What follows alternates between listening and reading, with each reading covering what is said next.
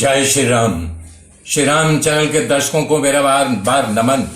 मेरे मित्रों, मैं आशा कर रहा हूं आप लोग मुझे देख रहे हो, लाइक कर रहे हो, सब्सक्राइब कर रहे हो और मेरी वाणी को जन जन तक पहुंचा रहे हो। मेरे मित्रों, कल मैंने बताया था जब मनुष्य मरण काल का समय नजदीक आता है, मरने के कगार पर वो पड़ा रहता है, तो तुरंत ही नए शरीर की धारणा करता है। उसकी जैसी वृत्ति होती है उसी प्रकार से वो शरीर धारण करता है।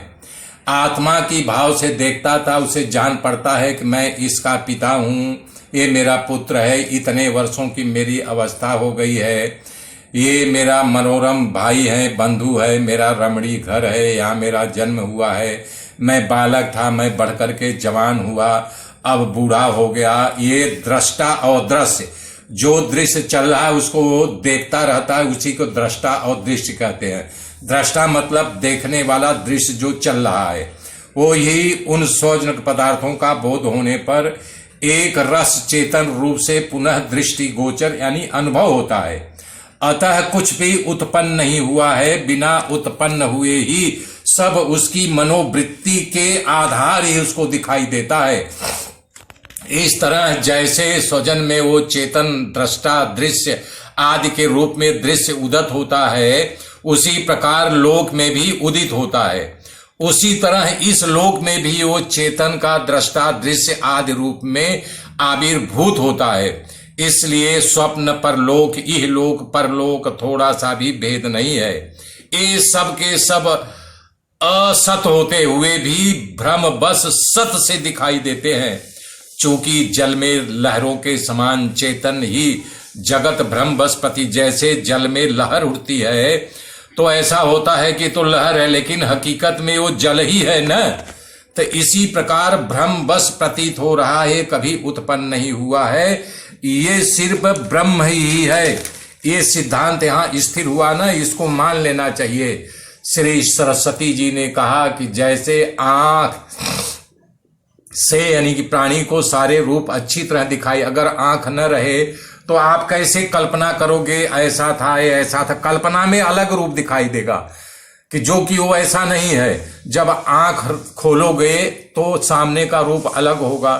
तो कल्पना में अलग रूप होता है और मृत्यु रूपी मूर्छा होने पर जीव शीघ्र ही संपूर्ण रोग को पूर्णतः भान होने लगता है। जैसे स्वप्न में अपने ही मरण की प्रतीति होती है। आप कभी स्वप्न देखे हैं कि मैं मर गया हूं, लोग मेरे लिए रो रहे हैं, आप ऊपर लटके हुए हैं, आप देख रहे हैं मेरा शरीर पड़ा हुआ है।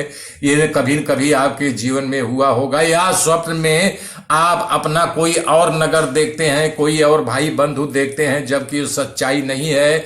जब आपकी आंख खुलेगी तो वो सब स्वप्न गायब हो जाएगा।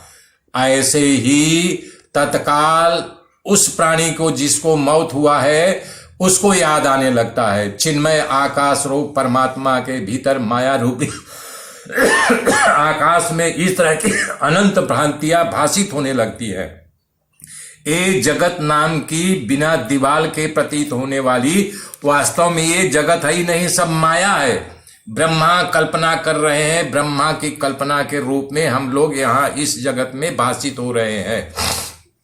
सिर्फ केवल और केवल सब ब्रह्ममय है। ये जगत, ये सृष्टि इत्यादि रूप में जो स्मृति वासना ही विस्तार को प्राप्त हो रही है। कृष्णांगी लीले इस त्रिभुवन आदि दृश्य प्रपंच कुछ लोगों के अनुभव में आकर के उसकी स्मृति में स्थित है और कुछ लोगों के बिना अनुभव आए हुए भी वो स्मृति में बने रहते हैं। सब खेल जो है अनुभव का है।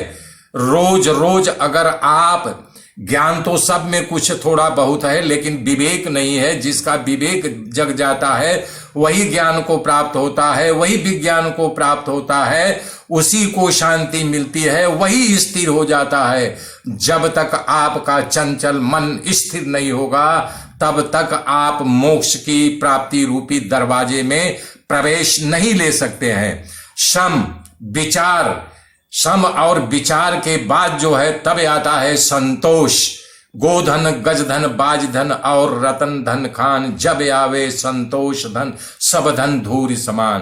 तो मेरे मित्रों, आगे की गाथा कल मैं जोड़ूंगा। तब तक के लिए जय श्री राम, जय श्री राम, जय श्री राम।